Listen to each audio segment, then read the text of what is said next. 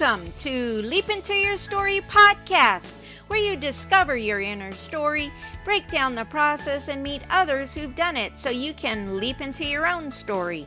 We interview amazing guests who provide powerful insights that inspire you to get your story told.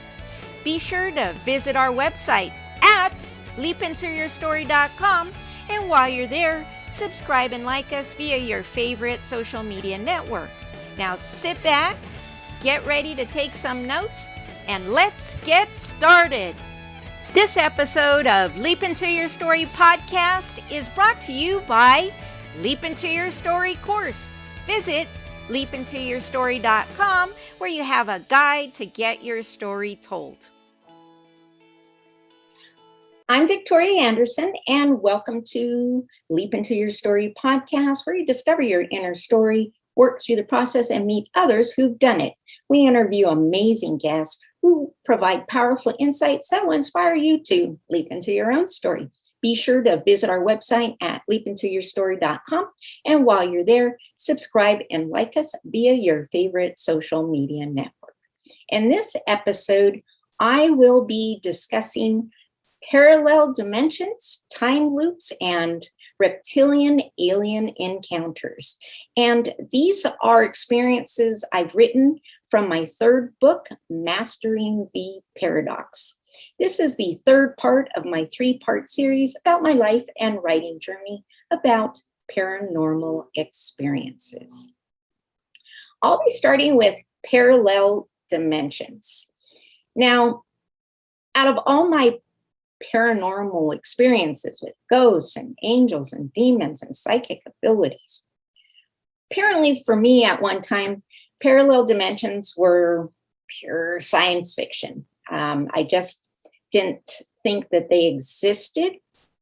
And although I had pretty good stream of other experiences with the other ones I mentioned, there was something about parallel dimensions that just seemed like it was just fantasy or just something that's made up by science fiction.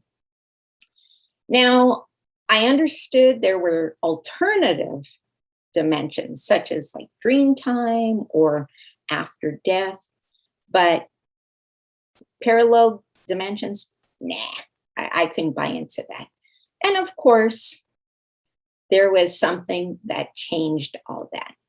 Now, I did have an early experience when I was in college, about 1994, where I did notice something very strange about a relationship that I had. It was kind of an on again, off again. I do write about it in my first book, Touched, but I didn't really go into too much about what I'm thinking back was a parallel dimension experience. This particular boyfriend, we had broken up. We were, I guess, having a cooling off period. There was just a lot of turmoil for about 4 months. And I had just decided I'm not putting any more energy into it. I'm going to leave it alone. And I was pretty frustrated. And one night I went to bed in this frustrated universe. But when I woke up the next morning, everything looked the same, but it did not feel the same. And when I got a phone call from this particular boyfriend, it was probably one of the strangest, personal encounters. It was almost like the 4 months of the bickering, the arguing, the trying to get us back together didn't even exist. He had literally picked up the conversation before it all went south and started this phone conversation like the 4 months had never happened. I remember telling one of my close friends about it, and she's like, well, what do you think happened? I said, I don't know. It was almost like I went to bed in my crappy universe and woke up in like the perfect universe.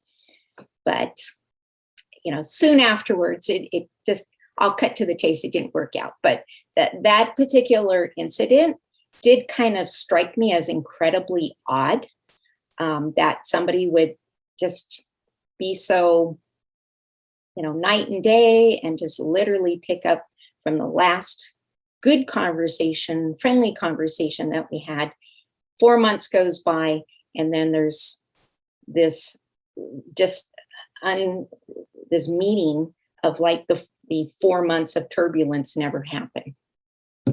But it wasn't until about 2008, so that's quite a big time span where there was not a whole lot going on as far as maybe hitting my radar that would make me think that parallel dimensions existed, until it was little tiny things that you probably would blink if you weren't really paying attention and not think twice about it. And it all started with a pen, similar to this one. I usually didn't keep a whole lot of pens on my desk because I preferred pencil. Because usually when I did have to write something in my journal, I preferred pencil. And as you know, that my 3 books started at a spiral notebooks journal, and there was something about the graphite and the feeling of the contact on the paper that made it a little different. But as I got tired of continuously sharpening pencils, I did migrate into pens. However, this particular incident, the pen was really only for writing sticky note. I'm a queen of sticky notes. I put those things all over the place because I multitask to a gold medal Olympian level when it comes to that. And I have to keep myself on point, and sticky notes are my method for my madness. So when I usually picked up the pen was to write it on the sticky notes because it was a black pen, and I like black ink. I do not like blue ink, but black ink against like a yellow sticky note stands out. So that helped me trigger to look at the sticky note. And one day, my black ink pen turned to blue. That was the only pen in the cup. So I know I didn't change it out. I had just kind of discounted it as, well, maybe the black ink is wearing out and, it's turning blue. Although it was a bright blue, it wasn't like a black blue that would support that kind of rationalization. But I went with it. And I thought, well, all right, I'll have to deal with the blue ink on my sticky notes. It's not my preferred color. But the next day and thereafter, the ink went back to black, and it had never turned to blue again. Most people would not pay attention to that level of detail, but there was something about it that just, I don't know, it wasn't quite settling. So that was kind of the starting point of the newer experiences. But it wasn't until 2008, the day after Thanksgiving, that I had a very, very strange experience.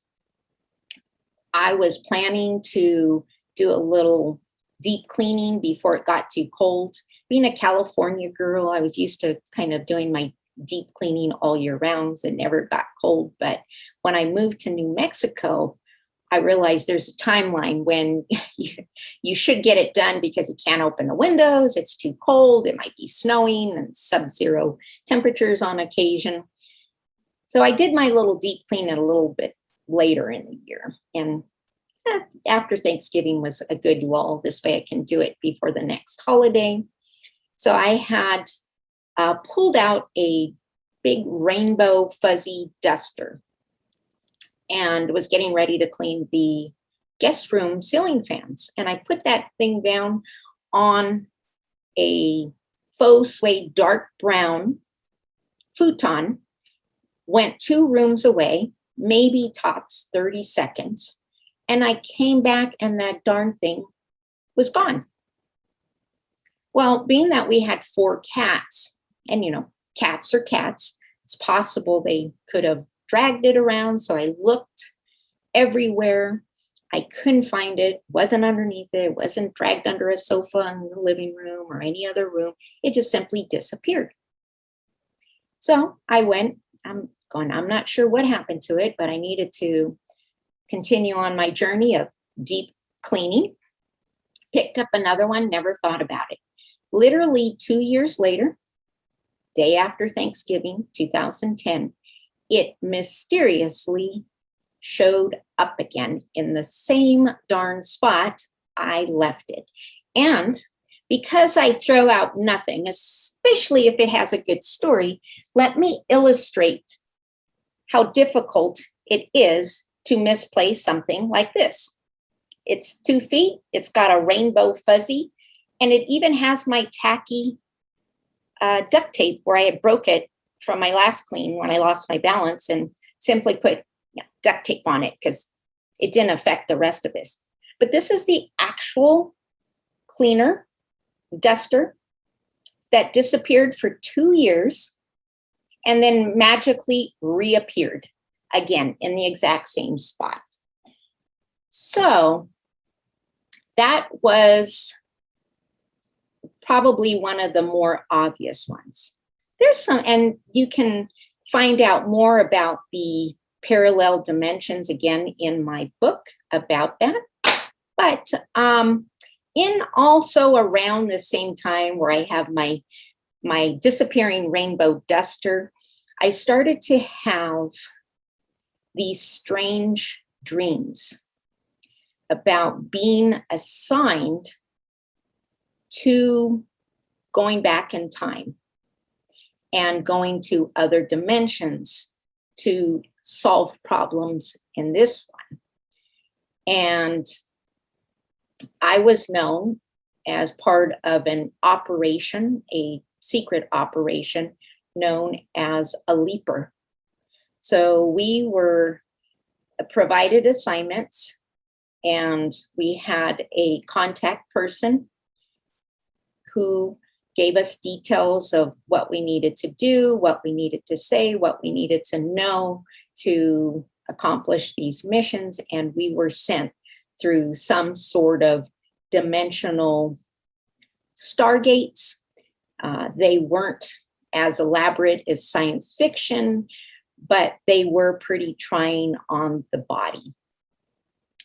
And in these assignments was disclosed that our timeline would be coming through some really terrible stuff. And there was an attempt to try to thwart some of this terribleness. Now, this is about 2010 to about 2015 when this was all taking place.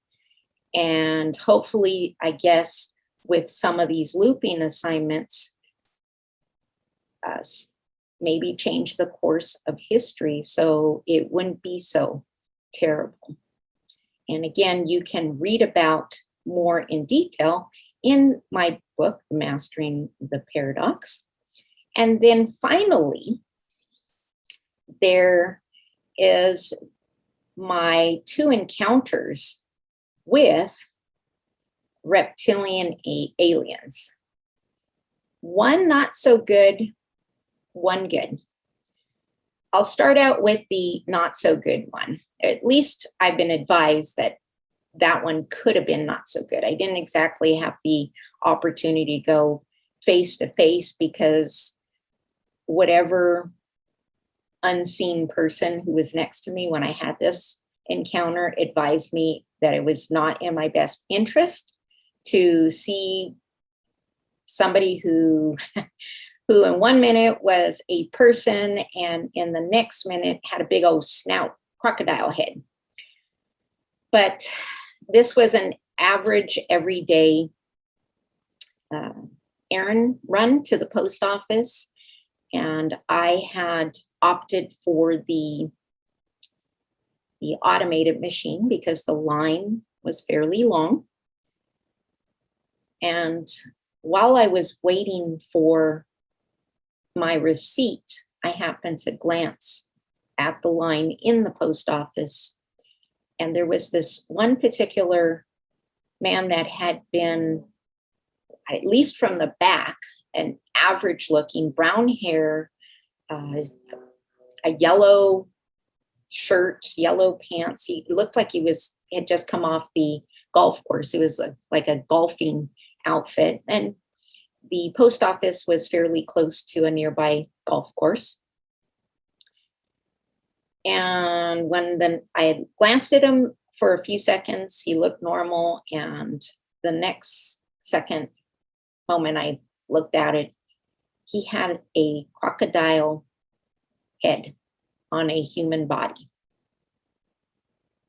I knew something had opened up, some veil, whether it's some frequency, I don't know.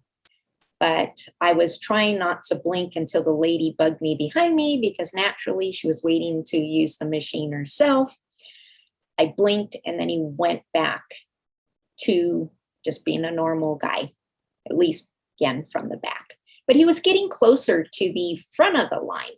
And I was curious who this person in my community was. I had to see. As I approached the lobby part of where the counters are for the post office,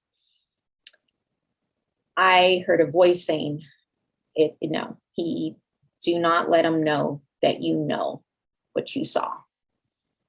I tried to ignore it, but as I approached closer, and I almost, at the very top of that line, I almost got a chance to see what he looked like. I felt this huge anxiety of fear come over, and it gripped me. And I realized, it's probably not a good idea. Although I so desperately wanted to see who this person is, because obviously there's people amongst us that may not be who they project are. So that was my first encounter with something potentially alien. The other one was through dreamtime experience that bled into waking time. It's the first time I'd ever experienced anything like that with any of my dreamtime encounters.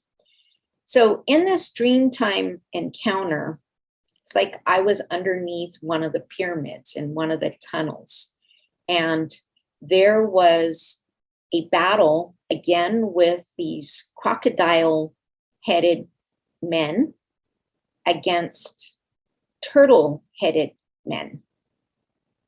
And the turtle-headed reptilian guy seemed to protect me and what appeared to be some tourists who were also trapped under the pyramid. And when the turtle guy shot something out of this extremely large black gun, it came out, it looked like clear blob, and it made contact with the alien-headed guy, who was actually climbing the wall like a lizard, but he was a man body with a reptilian crocodile head. This gel stuff made contact with him, and it vaporized him. There was nothing left of him.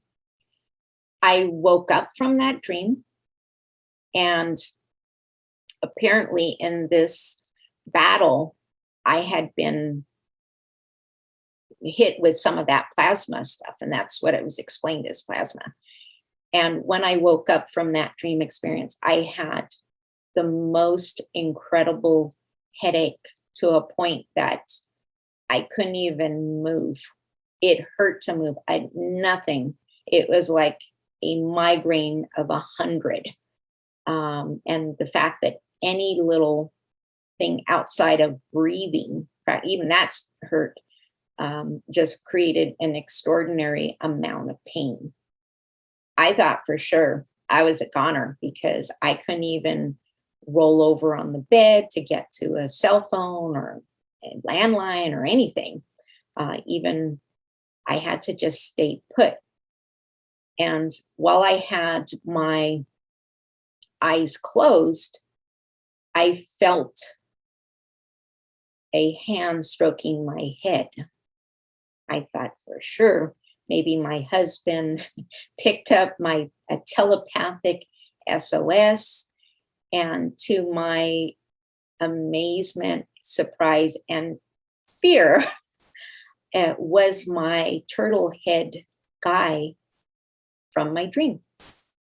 And he had explained that I had gotten some of the plasma blast, and that even though it was extraordinarily painful and I thought I was going to die, he says, if you go to sleep, he goes, when you wake up, you'll be fine. And of course, he didn't talk to me. He was speaking to me telepathically, because I couldn't even any little movement was just this extraordinary pain that I never felt before. And he assured me that I would be fine and I was going to be recuperating and not to be afraid of him. He was there to help. And he was brushing my head to try to get me to go back, to calm down, to go back to sleep. And as I was almost there, I did ask him what his name was, because I had to find out. And he gave it to me. His name was Har, and he explained he was from Marduk. First time I ever heard of it, but apparently there is some information out there about a planet called Marduk. And sure enough, I went to sleep. I woke up. I was pain-free, and I felt just fine. So those are my experiences that I've had with each one of those topics. You can find out more information in my book if you want to read more details and more stories about more encounters with Har, because I did have an additional one that was kind of interesting, but I'll leave that for you to explore on your own. And again, you can find my book, The Mastering the Paradox, there on Amazon, with other tales of leaping, parallel dimensions, and reptilian alien encounters. And as well as my other books, you'll find more information about tales of the paranormal. And I hope you have enjoyed the series about my books. I know they've fascinated me. Just living it, reading about it was a challenge. Or I should say writing about it was a challenge. Reading is very easy, but writing about some of these experiences has been a challenge. And I'm glad I was able to share my experiences for food for thought, and maybe they'll resonate with some of your experiences so you don't think you're so crazy. But go ahead and check out all of my books. There's Touched, Trial by Fire, and my last one in the series, which is Mastering the Paradox. So I want to thank you for tuning into Leap Into Your Story podcast, where you discover your inner story, work through the process, and meet others who've done it so you can be guided in your own journey to write your story. Remember to visit our website at leapintoyourstory.com and enjoy even more great episodes like this one. Again, while you're there, subscribe and like us via your favorite social media network. We look forward to seeing you next time here on the Leap Into Your Story podcast.